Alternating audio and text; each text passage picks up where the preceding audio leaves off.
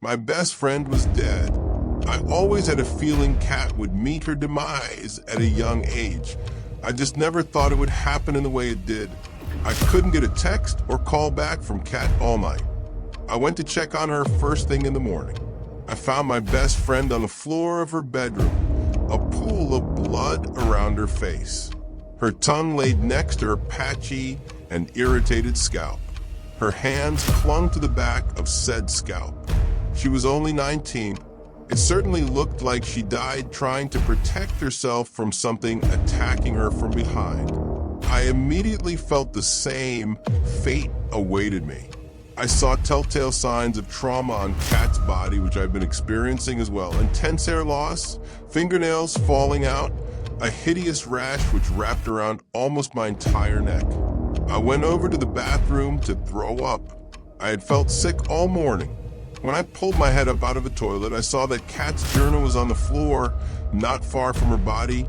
Open, her bubbly penmanship in pink ink in no way fit the sinister subject matter which was headlined. "If you lie, you die." A numbered list of items followed the heading. Rash, your nails fall off, hair falls out, death of your first love, you lose your voice, death of firstborn. Based on the fact that I was looking at Kat dead on her bathroom floor, I assume item unlucky number 7 was that you died.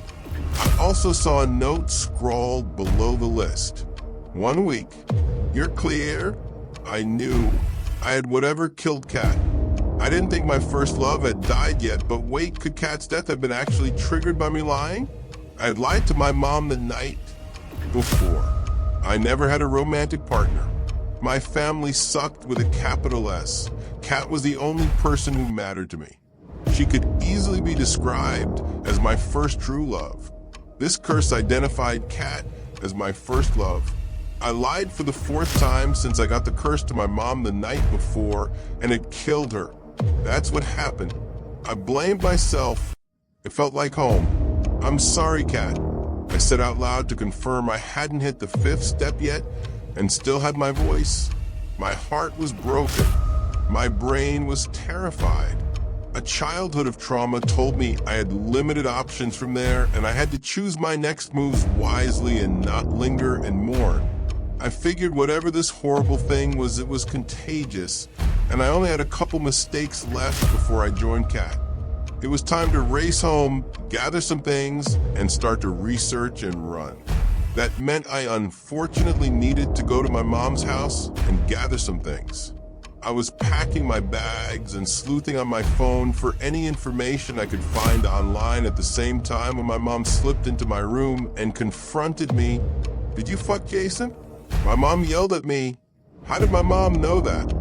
Long story short, Jason was a guy who was too young for my mom she brought home from the bar one night, and she was too drunk to actually end up getting with. I came home tipsy and desperate from a party, and the rest was history. Sad, ugly, dirty, messy history. Jason was gone in the morning. A whole year had passed, and I had never heard a single thing from or about him.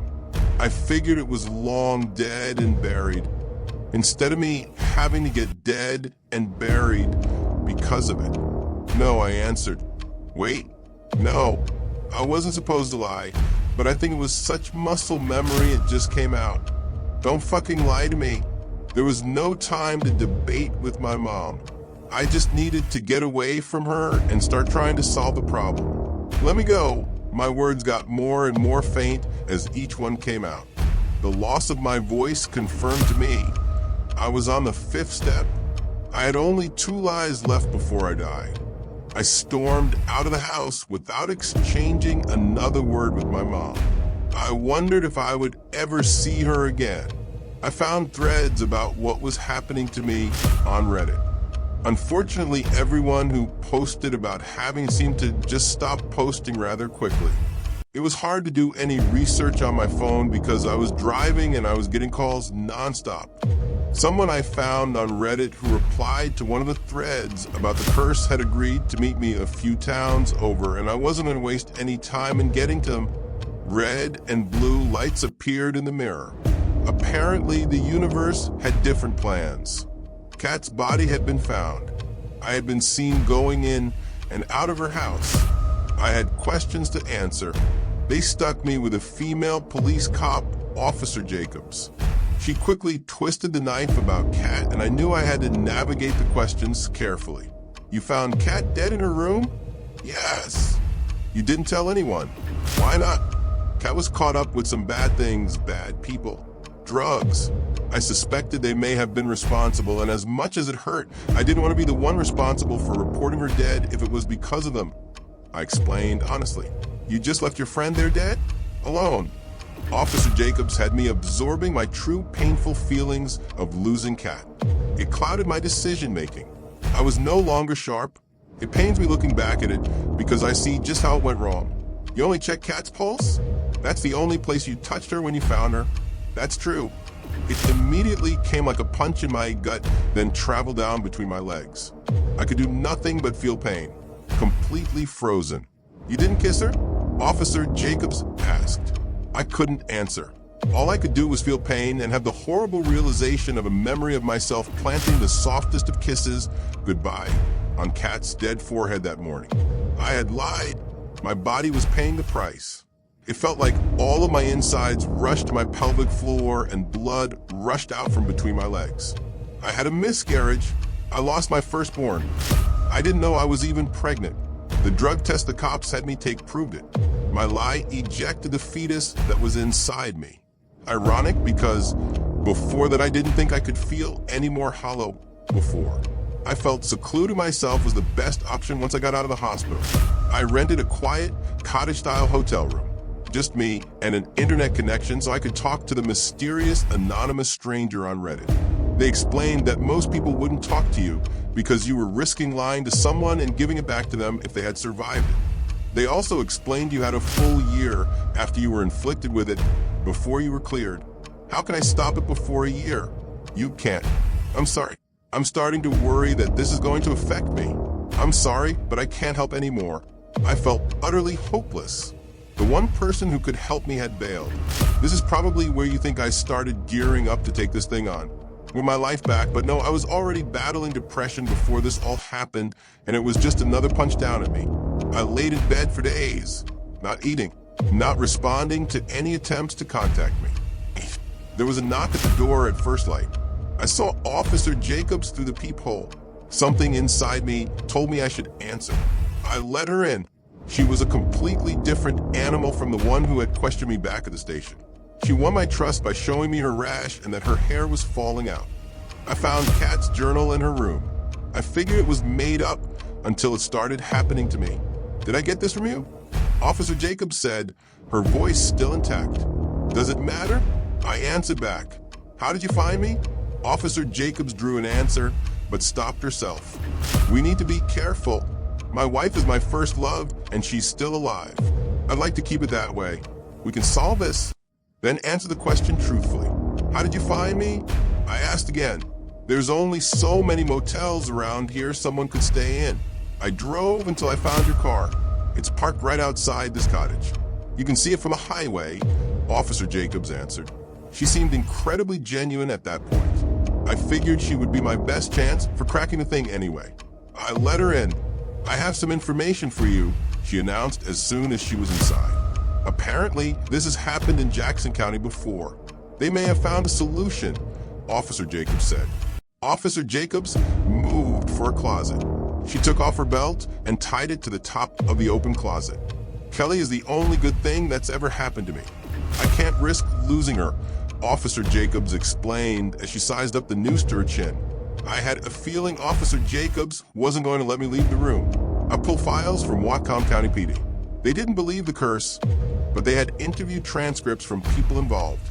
Someone said you can beat it if you take yourself right to the brink of dying and then you live, Officer Jacobs spouted as she got ready to hang herself.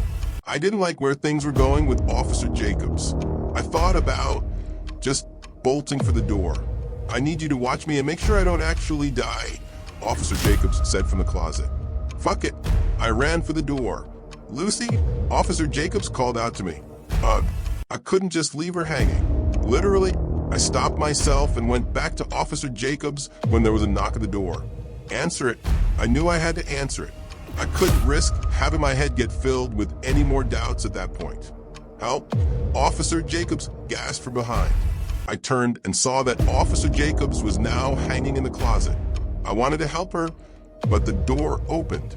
My mom stomped into the room and went right for me. I had been so foolish to not hide myself better. My psychotic mom had found me and was even more irate than when I had left her. She bull rushed me and got me moving backward. I tripped and started to fall. Everything went into slow motion as I looked up and around the room. I could see Officer Jacobs hanging on her noose in the closet, trying to survive, swinging her legs frantically, trying her best to grip the edge of the bed and get some leverage. I could see my mom rushing at me, psychotic, rage all over her face, not the least bit phased that I was falling to the floor. It was the last thing I saw before the back of my head hit the bottom of the bed frame and everything went dark. I woke up in a hospital room. Officer Jacobs was the only other person in the room. I felt like I had awoken from a coma. I hoped Officer Jacobs thought that a near-death experience could clear it had happened, and was true. It worked as far as I can tell, Officer Jacobs confirmed before I even asked. Officer Jacobs didn't look completely relieved, though. I could tell she had just been crying. I lost Kelly one too many lies, she lamented. I don't blame you, though. Officer Jacobs laughed to herself just a little bit. See, that was an outright lie right there, and nothing bad happened. I'm definitely clear, Officer Jacobs added. I'm sorry, my voice had returned, confirming to me that I had also shaken the curse. You're not out of the woods yet. You have one more person you have to decide if you want to move forward with in your life, and if you want to help them. I confirmed I knew Officer Jacobs was talking about when I went to another room and saw my dear old mom in a hospital bed. Most of her hair was missing. She was covered with rashes and she looked exhausted just to see me, but I got a rise out of her. Do you know how to make this stop? She asked me. Her voice shot out and desperate. It's simple. If you lie, you die, I explained. My mom's tired face filled with pure bewilderment. I'm just going to leave it at this. One question, do you think you've been a good mom? My mom wrestled with the question for a good while. Her eyes shot around the room. No, she gasped. It felt like the right point to end our story. I left the room, paying no mind to what she yelled at me. It was easy given her voice was gone. I had Officer Jacobs deliver my mom a set of instructions for if she wanted a chance to navigate the curse and come out on the other end alive. I have never heard from my mom again. I have no idea if she's alive or dead, and I do not care. No lie.